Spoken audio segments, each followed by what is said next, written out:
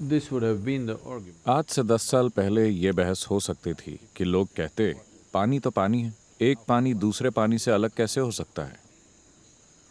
अगर पानी से सारी गंदगी निकाल दी जाए तो हर पानी समान है। आज से 10 साल पहले ये बहस हो सकती थी, लेकिन आज नहीं। आधुनिक विज्ञान स्पष्ट शब्दों में कह रहा है कि जल किसके संपर्क में रहा है उसके आधार पर ये अलग तरह से पेश आता है। ये एक स्थापित तथ्य है, क्योंकि पानी की भी याददाश्त होती है। अब जहाँ तक गंगा जल की बात है, इसकी विशेषता ये है कि ये कुछ खास इलाकों से होकर बहता है, कुछ खास हिस्सों से होकर बहता है जिनका प्रभाव इस जल पर पड़ता है। और ये एक या दो पीढ़ियों की बात नहीं है, सैकड़ों पीढ़ियों से लोग उन इलाकों में आध्यात्मिक साधना करते रहे हैं। वो इस जल के संपर्क में रहे हैं, उनकी साधना का फल उस जल में मौजूद है। सुंदरलाल बहुगुणा लोगों के सामने इसे साबित करते रहे और अपनी जान भी दे दी। बदकिस्मती से कोई खास नतीजा नहीं निकला, लेकिन गंगा नदी के किनारे रहने से ही उनकी अपनी सेहत में बहुत बड़ा बदलाव आया। अब क्या ये केवल भावना है? नहीं, लेकिन साथ ही क्या गंगा में आज भी वही पानी है जो पहले हुआ करता था?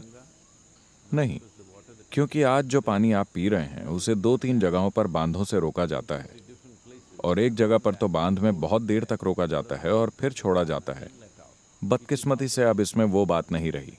ये एक चीज़ हमें नहीं करनी चाहिए थी। अगर हमें बिजली चाहिए थी तो इसके कई दूसरे तरीके हैं। ये एक चीज़ हमें नहीं करनी चाहिए थी, क्योंकि गंगा में एक विशेष गुण हुआ करता था। अब हमने हिमालय में गंगा के ऊपर एक बांध बना दिया है जिसकी कोई ज़रूरत नहीं थी, बस थोड़ी सी बिजली बनाने के लिए।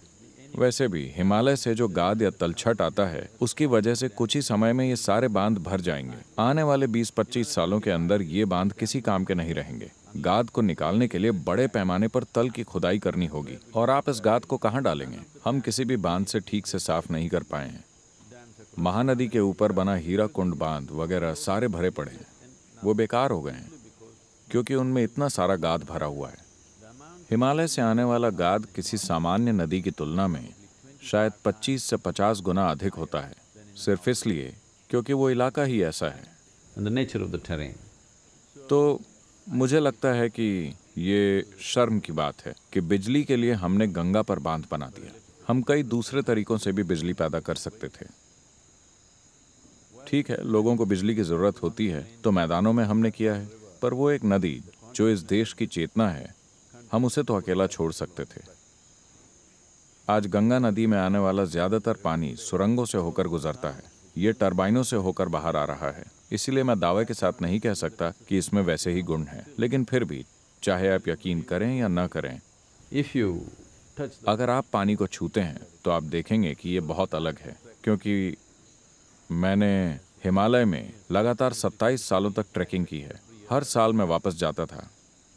मैंने देखा कि बस एक गिलास पानी पीने के बाद मुझे कुछ खाने की ज़रूरत नहीं होती थी और मैं सारा दिन चलता रहता था। बस एक गिलास पानी, आप भर पेट पानी पीजिए और ये आपको ऊर्जा देता रहता है। ऐसा और कहीं नहीं होगा। अगर आप ऊपरी इलाकों में जाएं, अगर आप गोमुख और उन इलाकों की ओर जाएं, तो पानी निश्चित तौर पर ख़ास है। नीचे आने पर इन टरबाइन वगैरह की वजह से पहले जैसा नहीं रहता, पर फिर भी उससे तो अलग ही होता है जैसा आप दूसरी जगह पाते हैं। तो ये भावात्मक पहलू नहीं, इसका एक वैज्ञानिक आधार भी है। बदकिस्मती से हम उस वातावरण को बरकरार नहीं रख रहे हैं, हम उसे नष्ट कर रहे हैं और चाहते हैं कि पानी वैसा ही रहे। कुछ समय बाद ये ऐसा नहीं रहेगा।